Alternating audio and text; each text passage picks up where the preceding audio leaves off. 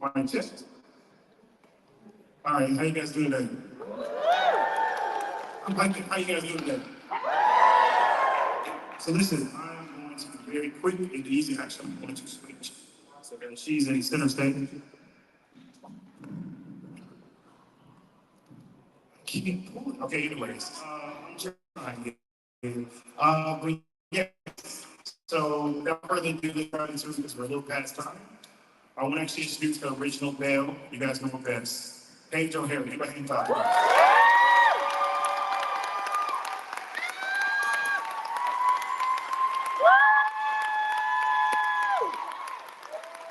I love it. It's absolutely amazing. You guys, it's feeling, you know. How are you doing today? Did you like this? Okay. Because I can explore my picture. So how are you doing, by the way? Yeah. No, that does not fit. It's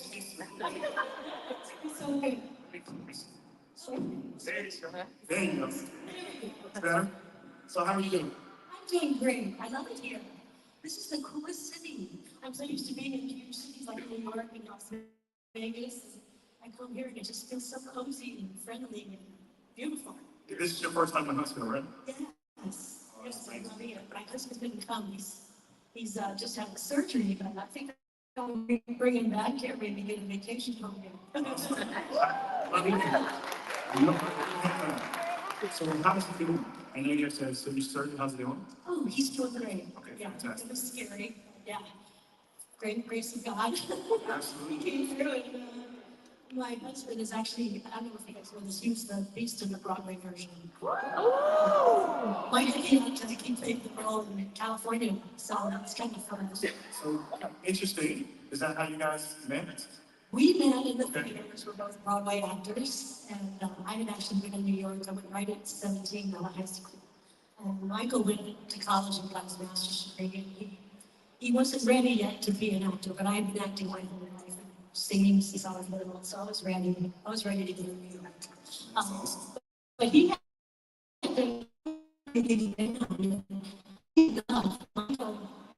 he was 6'3" and like 140 pounds. So he did not look like a baby man. His acting coach said, you need to put on some serious weight. So he went on a 7,000 calorie a day regimen for 2 years. Can you imagine that 7,000 calories? It sounds kind of good, but not really when you have to do it every day. So when I met Michael, he was a baby man. That's good. Yeah. That's good. And he just gets to New York, and his first job is into the woods on Broadway in the Richard Caps. Yeah. Did you do any festivities since you've been here? Did you do anything last night? We went to a wonderful restaurant last night. Okay. I'm calling it the British Pub. That's not the name of it. Poppy. That's it. Oh my gosh. The food was incredible. What did you have? We all want to know what you had. Those weird vegetarian / sometimes pescatarian people, but it was Okay. the best salad I've ever had in my life. Wow. The fruit in it, like berries and pears, oh my gosh, it's incredible. Make sure that when you come back, this is going, right? Oh, yeah, my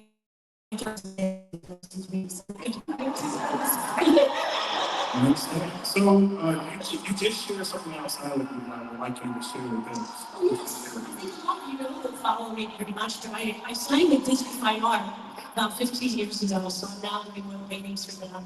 I'm painting all the princesses now, and it's been great fun. I love it. Right now I'm painting Tangled, Rapunzel, and I'm loving doing her long hair. It's just a must. And Mandy Moore, I'm just in awe of her, so I just kind of, I'm excited to paint her. So, how did you get into painting?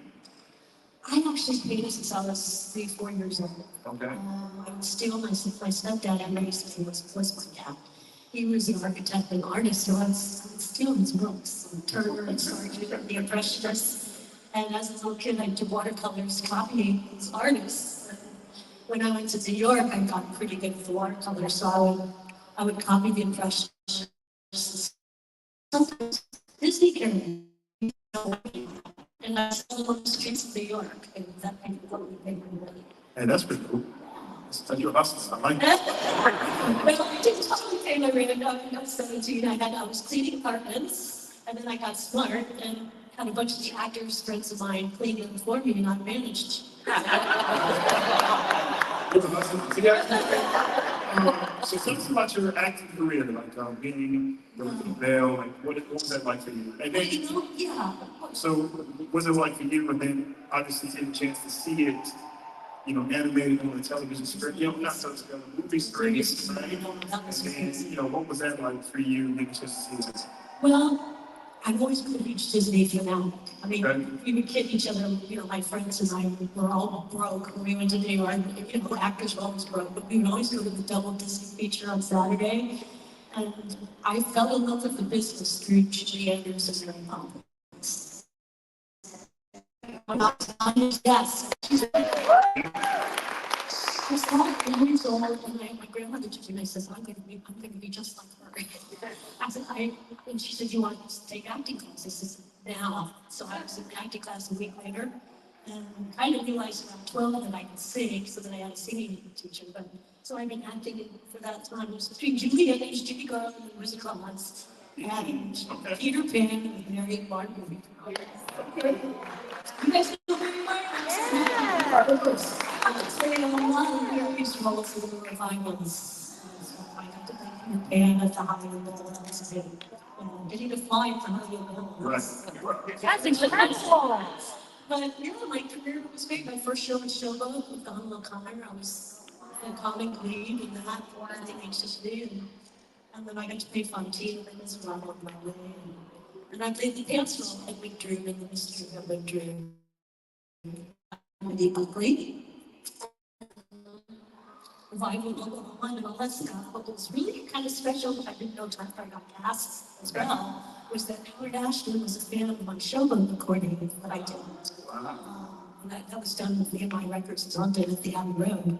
And he loved that recording, and he came to see me, and I hadn't met him yet, at Carnegie Hall, the wonderful Princess Theater revival was started, called Oh Boy. Right. And that was Beatrice Tilly, the great role at the turn of the century. And we were reintroducing the shows before Showboat that actually invented musical theater. I was playing those comic leading ladies, and Howard loved it. He loved it. When I came into the audition, he says, oh my gosh, I heard you I sang, you just heard me on the tape. He said, I can't even pretend that's the same person. Your voice is the Carnegie Hall. I said, well, that was the character. She had a character voice, He showed it helped that he was a fan.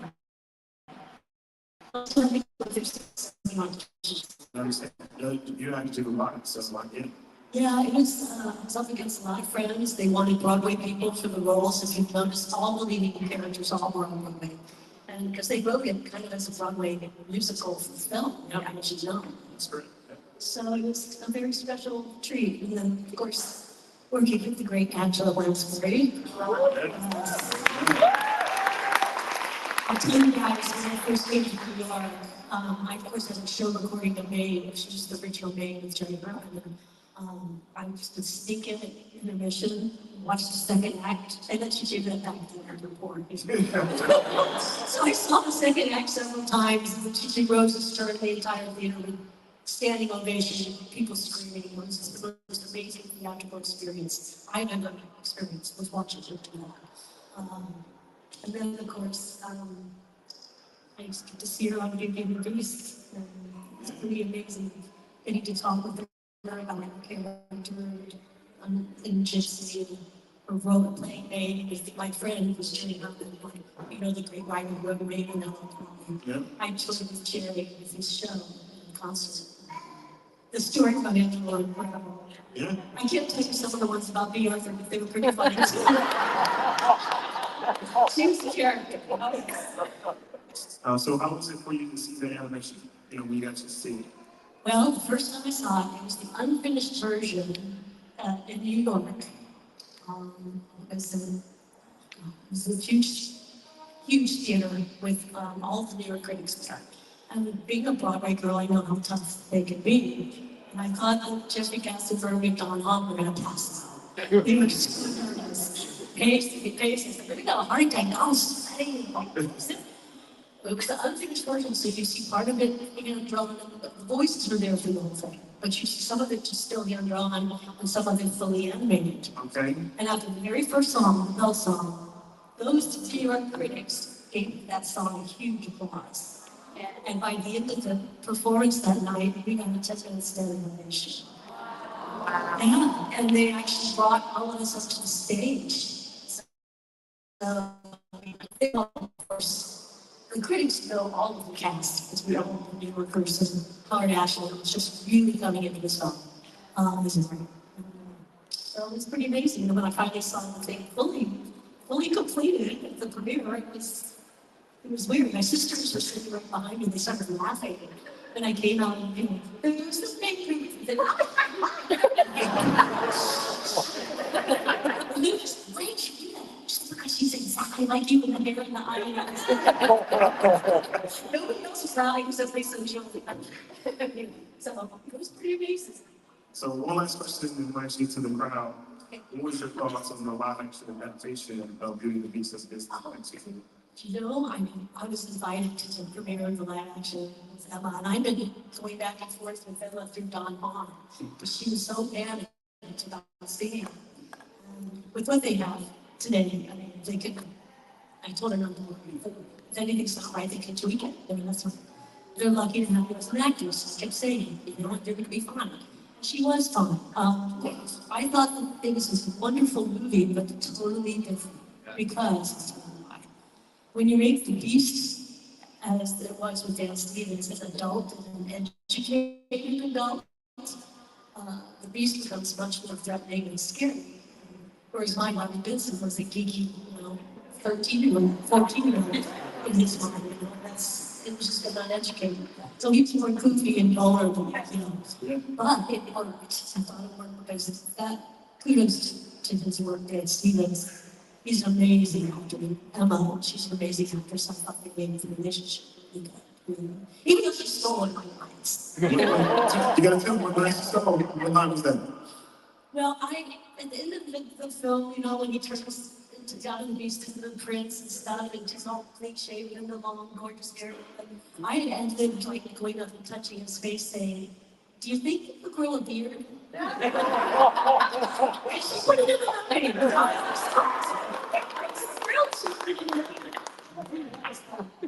That was so. I know I need to get back, but I have one last question. What was your favorite song? Out of everything that you had to say. Beauty and the Beast wasn't my song. Beauty and the Beast is my favorite song. But I guess something there. I love something there. I love the sequence, it's when she's falling in love with the beast and she runs behind the tree after, the little bird with the hand, and that's the moment Howard Ashland, the director's line. He said, "I want that to be the moment you realize you're in love with this guy." So I sang it that way when I read by the tree. A lot of people don't know to this day, but the animators actually made her a little pink. Like she's blushing in that line. They would have been a line. So it's, I think it'd be something there. Beauty and the Beast, I got to sing all publicity because they actually didn't want to do it. So she asked me to do it for her. I said, yes, this is great. All right, guys, step over and you guys answer questions. The mic is right there behind you, and don't beat each other up to get to the mic. But, please. Hi. I was gonna ask if you could voice any of Disney princess, who would it be? Any other Disney character? Yes, or princess, whatever. Oh my gosh, they're all so good. Meaning, I don't see, I can't answer that. Maleficent.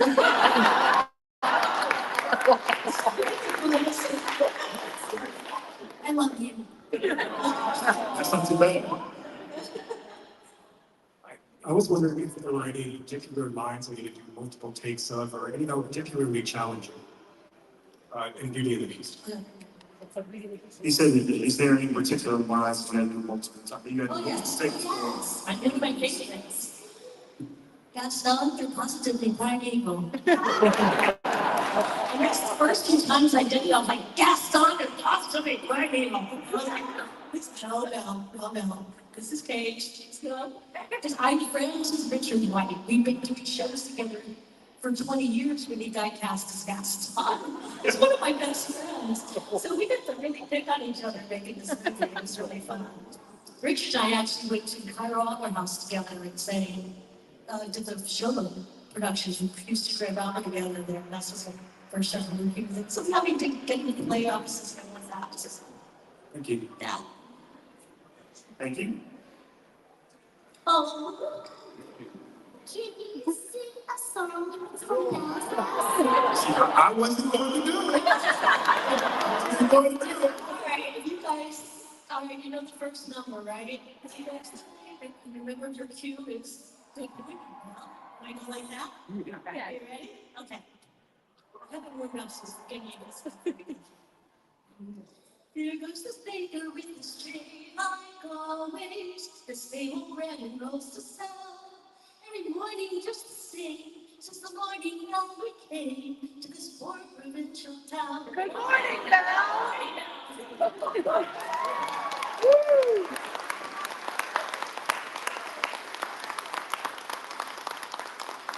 So nervous.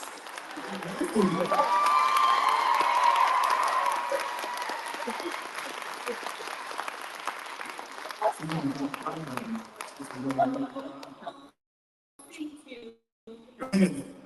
Not the only one. I think say on behalf of everybody, that just made our day. Hi, Paige. Thank you so much for coming this weekend. My name's Kara. Do you recall the moment you found out that Beauty and the Beast was nominated for Best Picture? If so, how, when, where, what happened?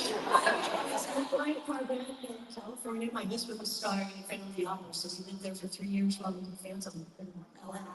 And Jeffrey Cassidy called me up, and he told me that I was just so excited. Then he said, and by the way, the Belle song is nominated, and you're going to be singing on the Oscars. And I was like ready to be, but I didn't, because I heard later from friends in the business, there are like 10 people in the business, that the Oscars wanted pop singers to do our songs.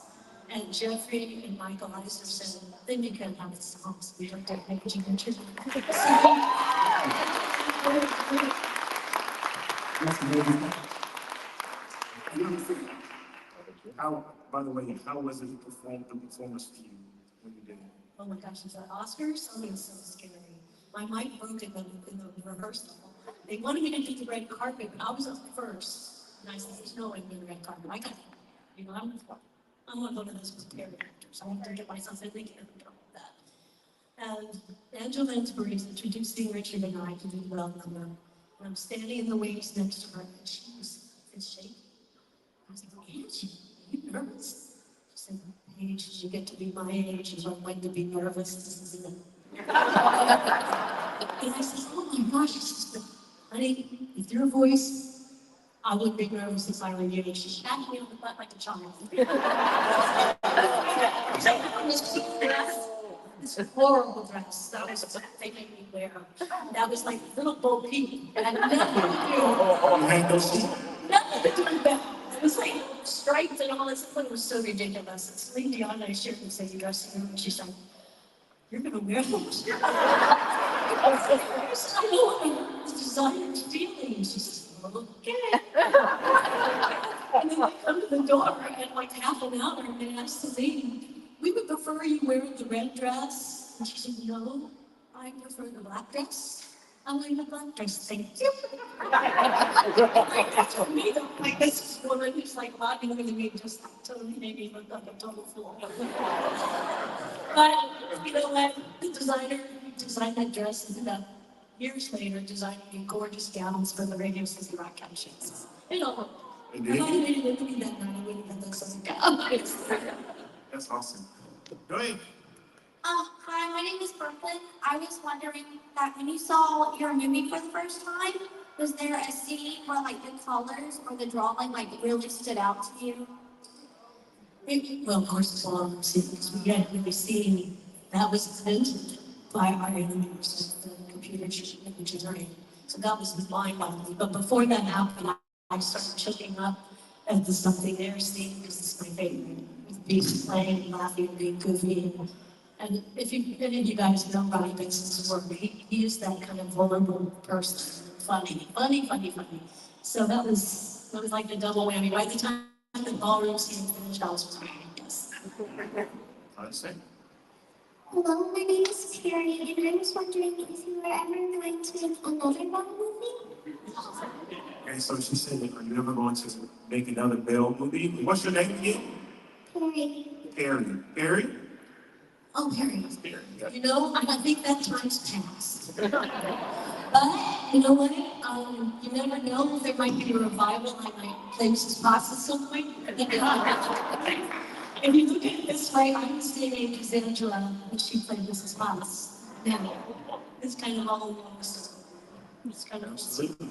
What you got? Hi, my name is Sandra, and I was wondering, with all of your Broadway work and Disney work, what's it feel like the difference between the two, just between belting and face-offs 8 days a week or 8 days a week? Well, the anytime shows made is a whole different, you know, as the animal, as they say. I mean, it's very, very difficult. And you have to be very regimented with your diet, with your sleep, with everything, you know. Now, with Beauty and the Beast, you recorded it over a period of 2 years. So we come in and record for, you know, a few days, and we go away. Obviously, we don't know anything goes. And then disappear for a while, and then come back and get back into my character. But the thing that was different for me is that they wanted a lot of Paige to come through Belle, and I never had to play myself before. It's so much easier to hide behind the characters that you create. And when they keep saying, no, you want you. You feel kind of, you know, vulnerable that way, exposed, you know. So that was the hardest thing for me to do, but they were so supportive, and Howard and the directors and Robbie Benson, all of them, it just became very natural after a few months. Thank you so much. Yeah, thank you. Hi, I'm Belle. First off, you're my favorite. I cosplayed Belle like years ago, and I've always resonated with that character. Okay, Thank you. rambling aside, I want to know like what was the experience about like being brought back for short with one studio and how you got to sing with Robbie. I just thought that was What was your experience doing? What do you? once on the studio with the short. Oh, what's my studio? Oh my gosh. I already done this story. I hadn't been singing for a while. I've been painting pretty much. I hadn't been on stage for a while, and I get this call, and they say,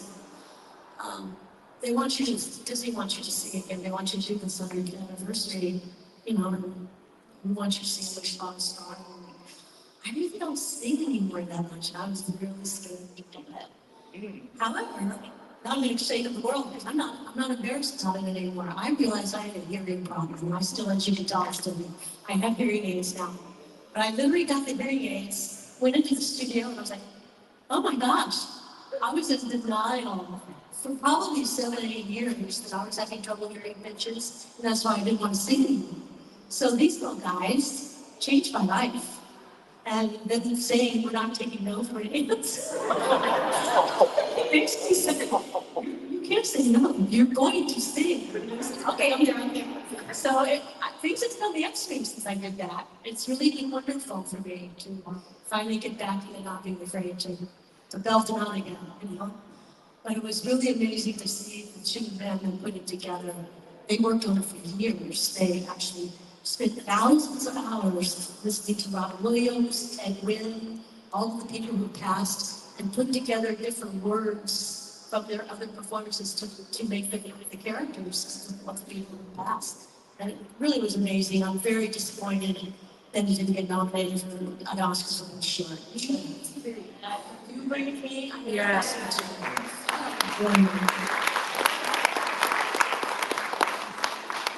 This is as much as no.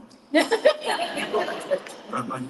know, it's been good for me over the years. Like when my mother passed away, I went into Hawaii, and it was going to go ice, and I said, "You're going to be on the christening of the magic ship." And I should just say, "Oh my gosh!" There again, they just picked me up like a piece and said, "Come on, go do it." That's right. They've always been there for me. This company.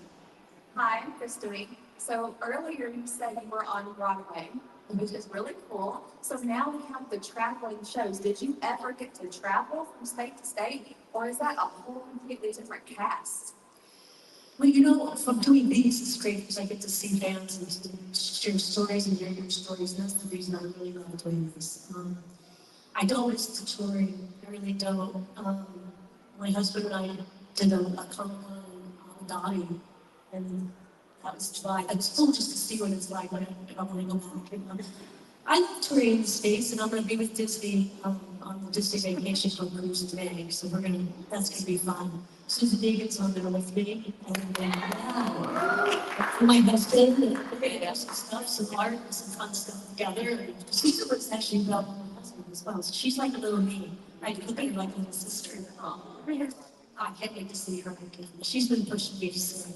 So I got my only girlfriend saying, "Come on, baby, just come on, Let's go. So we're going to do that. We start in Barcelona, and we go to France, and Italy, and Spain. And Michael and I are going to take time in Paris and go to Mallorca and scuba dive. We're scuba divers. We love that. That's where I travel. I love to travel and diving places. That's awesome. I hear you. Thank you.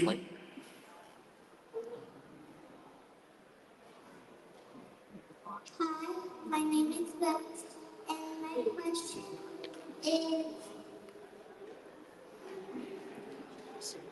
do you like playing Belle? Did you like playing Belle? I love playing Belle. It was a life changer for me. You know, being in the theater, you know, it's so frustrating to us. And so many of these wonderful performances that you do on stage are lost forever.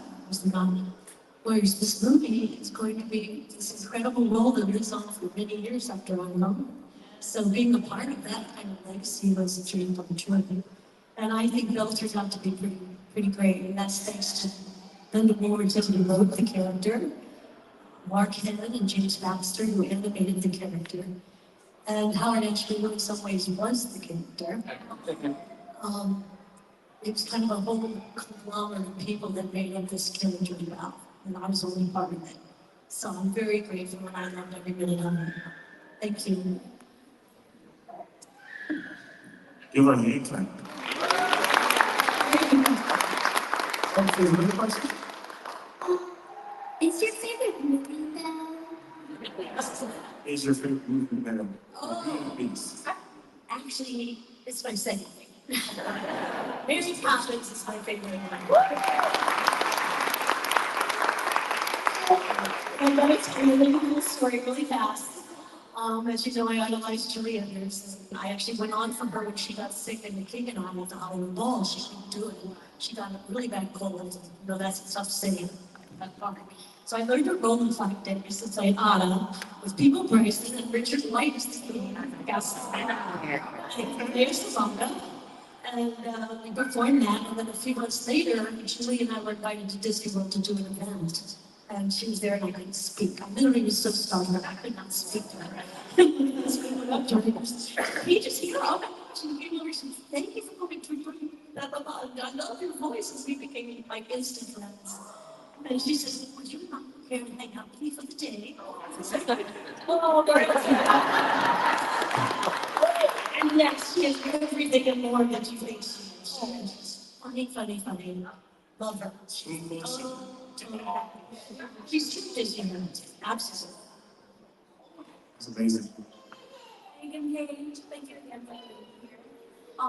You know, throughout the whole entire panel, you've talked a lot about working with Howard Ashman and Alan Menken. Can you please share some of the best advice that they both gave you during your time as well? Well, you know, they're both huge perfectionists and they achieve it in different ways. Howard, he's like the Pied Piper, you know, he thinks so fast, he's so hyper, and his mind just goes a million places at once, but his entire vision was the movie that you saw. That was Howard's vision. Alan approached it a different way. He had the score to write too, so he had to be, he had a whole different other job. But I think in terms of advice for us, be prepared, do your homework. But then when it's time to perform, just let everything go and let what you've learned and worked so hard for come through with joy. Because the joy is what the audience wants. So they told me to not be so nervous. Here I am, nervous again. I mean, I've been that way since I was 4, I'm in acting class. Thank you for being so But it's all about the joy though, isn't it really?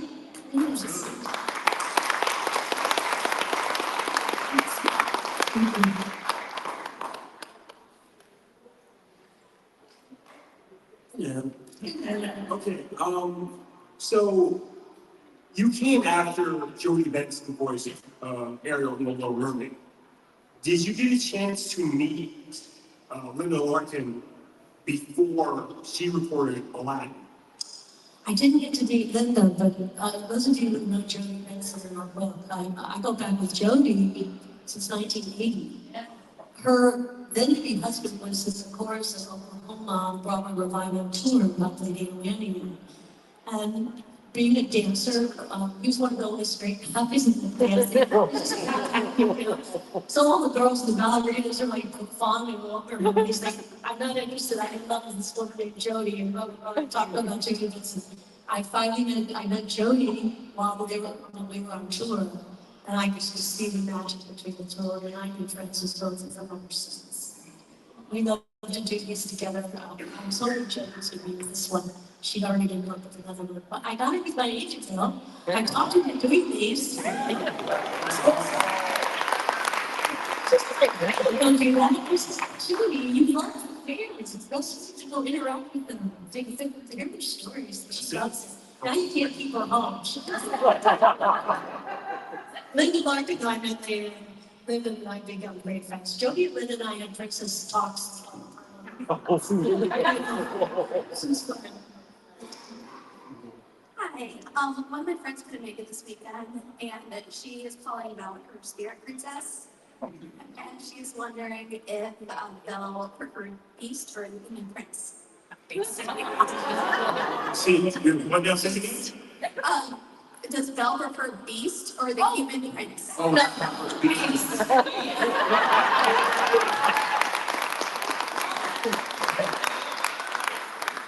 I mean, Robbie Benson's Beast is like, I think, the coolest character in all of the Disney genre. I mean, it's so multifaceted, and he is so multifaceted. By the way, Robbie is, if you guys are fans, he's now got a regular role in Severance. He's shooting now. We'll be at the next season. And he's well with his heart issues. He's doing great as a great doctor for Cleveland Clinic, and he's strong and swimming 2 miles a day again. And I know a lot of you follow him. Yeah, but it would have to be Beast. But I have to say, the Prince, Glenn Key, I think he outdid himself on that Prince. He's pretty amazing. Don't you think? yeah. I believe he should have won. Hi. Okay. I'm gonna break like some serious emotions here, but when when my high school did Beauty and the Beast last year, I was Maurice, and by the end of the first performance, I was in tears of just having everything come together and come to life. Did you feel the same sort of thing when you, I mean, when you first saw Susan Egan as Belle on Broadway? It was like watching a little me, you know, it was kind of, she's just adorable. She's sweet. Wow. She's adorable. It was kind of surreal. I loved what she did with it. She did her own thing with it. She did some stuff like me, but a lot of it was obviously her choices. Michael and I were in the audience, and one little girl, Susan laughs about this now. She came out to sing Little Town of Love. The little girl said, "That's not Belle."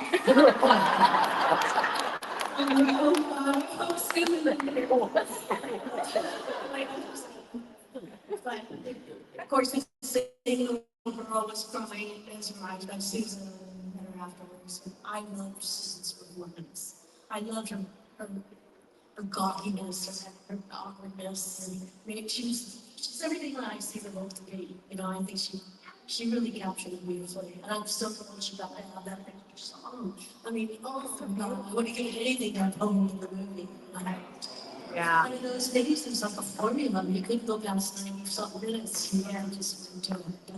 But adding home was great. And then a year later, Michael's playing opposite her in California. And I was just hanging out and I was like, trying to get pregnant at that time. So I was on the fertility drugs. So I just enjoyed reading the audiences every night. So it's fun. But I love seeing her, and I can't wait to see her in a few weeks. No Matter What was pretty great too. The No Matter What was pretty great too. The song with Maurice and Belle. Yes, I love that one too. All right, thank you. And Susan wants me to learn the hard actually. Okay. How can we see the last forever? Oh, that's so Yeah, that's a good one. We'll be doing some time together.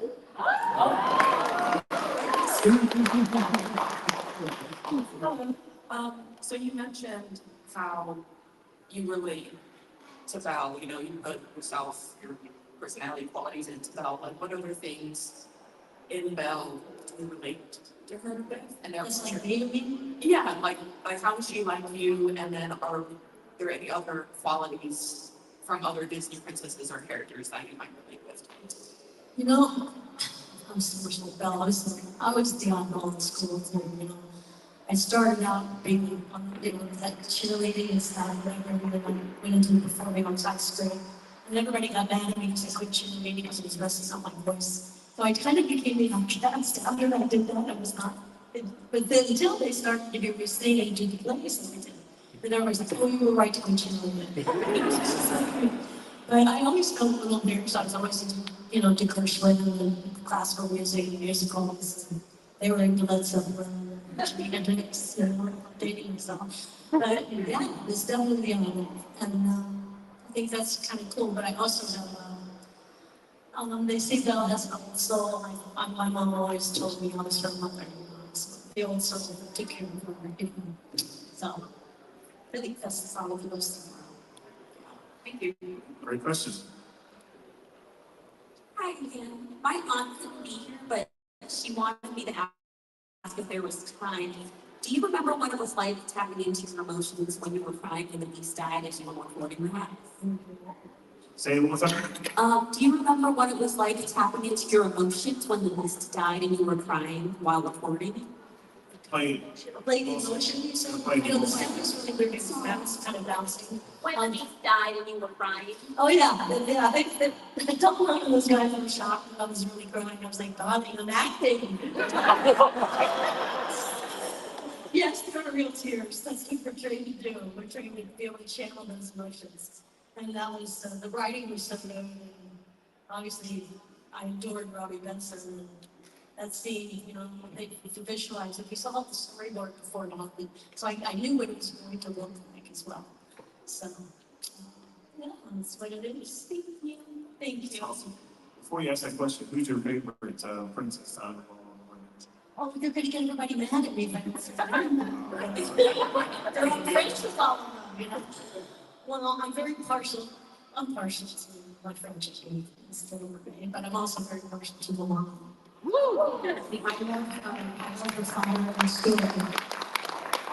And, thanks to Scarlett Johansson, I took up kickboxing about 10 years ago. I want to do it even more, so I do that now.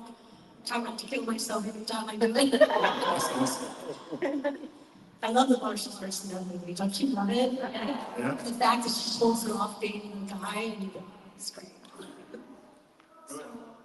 Obviously, Belle is the bookish princess. Do you have a favorite book? Everybody always asks that, and I change my mind like every 5 minutes. I'll think it'd be a favorite book, it's, I just went back into stuff that I used to love, and I'm rereading some stuff, and I'm going back to the James Patterson Maximum Ride series, the genetically engineered children. Yeah. Superpowers, it's kind of fun to read just as an escape. I love so many books. Of course, I love my Bible, of course, everybody knows the Bible, I think. You're not. My two favorites in history right now. I think probably if I had to say there had to be one I had to single out, it would be To Kill a Mockingbird. That one, if I start reading it, I never put it down, so I don't get any sleep. So I just. Do you have a favorite book? I do, The Lord of the Rings. Yes. I have a more of an even question. Is there a question that we should ask you that we haven't asked you yet? That is a pretty loaded question. All my years of doing this, anyone's ever asked that. That's crazy. You are smart. Yes. We got Belle personified in it. I don't know. Do you guys think of anything? How would I respond to that? Say. What do you think Belle would be like in the modern day? Oh, that's like modern day Belle. Yeah, she's your library. She's probably a board library. She's probably libraries across the world. And she might actually be building rocket ships or something. I don't know. Rocky City. I don't know, but I will say this. There's the teacher part of Belle with her. And teachers are my heroes. My mom was a teacher.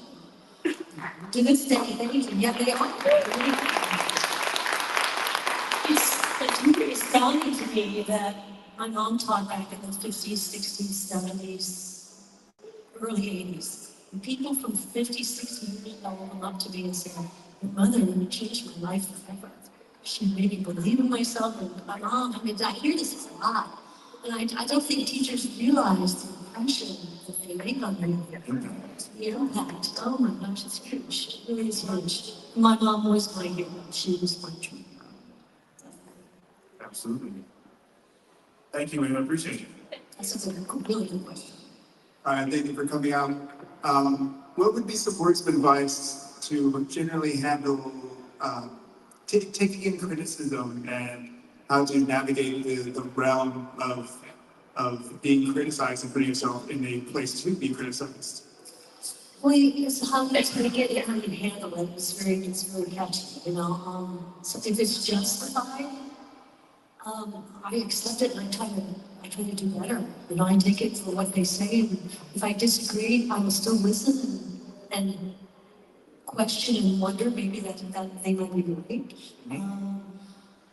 Even just something as silly as my first recording with Belle, I was in there and I thought my voice was too mature. I started raising my voice. She said, okay, no. And then a few minutes later, I started doing my big voice on Broadway. No, that's a harmony. So I was questioning myself, and he was criticizing me for trying to not be myself. And he says, you're right. He says, I know this is hard for you to be yourself, but we want Paige. So that was a good criticism that ultimately made the character come together. Criticism is good. You learn from it. Nobody's perfect. I have one question for you, real quick, before we get to the last person. Did you see the live action in Morbid?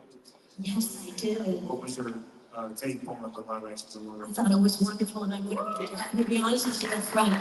Rob Marshall is my favorite one. I've known Robbie Marshall since he was in college. He was in the chorus of, oh my God, what's the play that we did? Paint Your Wagon. I was playing Jose Ferrer's daughter in that. And here was Robbie, this young guy, dancer, gorgeous, in college. And we were doing this one scene. I don't know if you know the great Jose Ferrer is an Oscar-winning actor. He's brilliant. Yep. But there was one scene that wasn't working. And Robbie Marshall came up to me and he said, "You know how to fix that scene." I was like, "Okay, let's tell the director." He was right. Robbie Marshall told me it was like a One Direction and the scene was perfect. And that's Robbie, so I would love anything that Robbie ever does. Robbie directed me in Side by Side by Side, and of course, did the same with Chicago and Coast.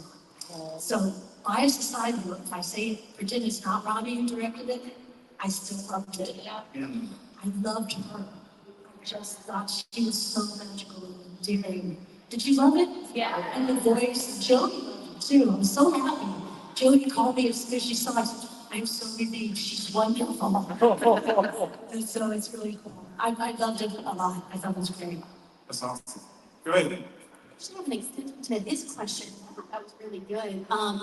But one thing that I love about Belle in Beauty and the Beast is how much she stands up to herself, stands up for herself against very difficult people in her life. Yes. If you have any advice, because I think we all experience very difficult people. We have our Gastons, we have our beasts. What's your advice on how to handle individuals like that, just from Julie? Well, it's very different now in my late 60s than it was in my early 30s when I did this movie. But you know, with age comes wisdom, I hope. Most of the time, take everything with a sense of humor and a grain of salt. And know where it's coming from. But sense of humor, and if you're hurt by it, sometimes it's best just to not say anything and think about it first. Don't spit out no words. Just take a moment to resonate what just happened. And, yeah, there are good people. There's the social media and stuff that's criticized. You know, Paige is getting old and this and that, and you know. And I, at first, it started to bother me, but the fans that really like me and appreciate me, they defend me on the internet, which is amazing. That happened only this past year. It was crazy, but I don't do social media for that reason. Because I just like to share the positive with everybody. But my best advice is, if it happens to you, keep your sense of humor about it. And try not to let it bother you. Life's too short. You know? Thank you. That's awesome.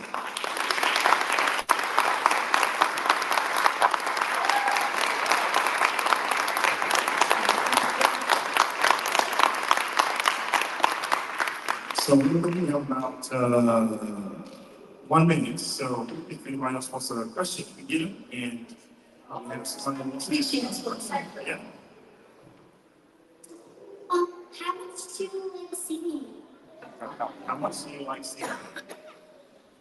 Boy, that's a loaded question. The fear of singing with my hearing issues. I love singing. It's been part of my life, my whole life, even before I even knew I was a singer. I would go up in my treehouse and sing these album music songs. Julie Andrews songs, the Judy Garland songs. So singing is actually part of who I am, and I'm hoping to get that age back again.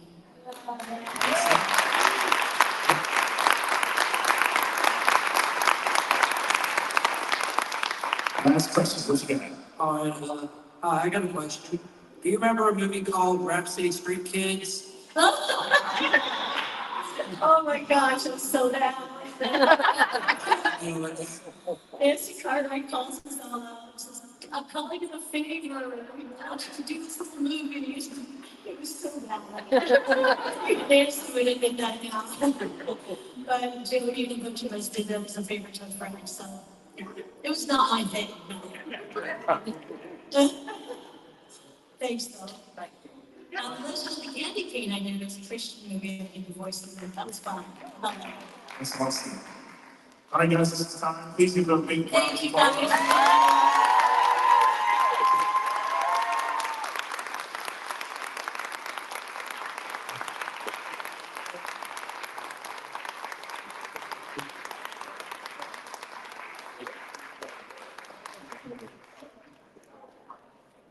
By now, right?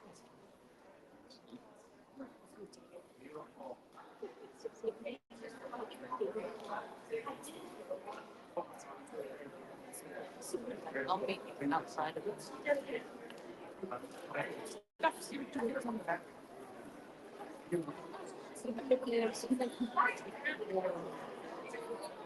Go back.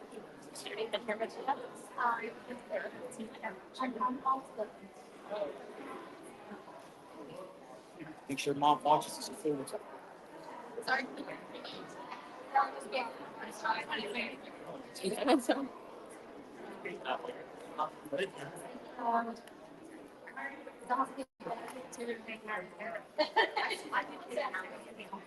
Like the old ones, like not here. So I rather. We can just. I mean, I'm actually.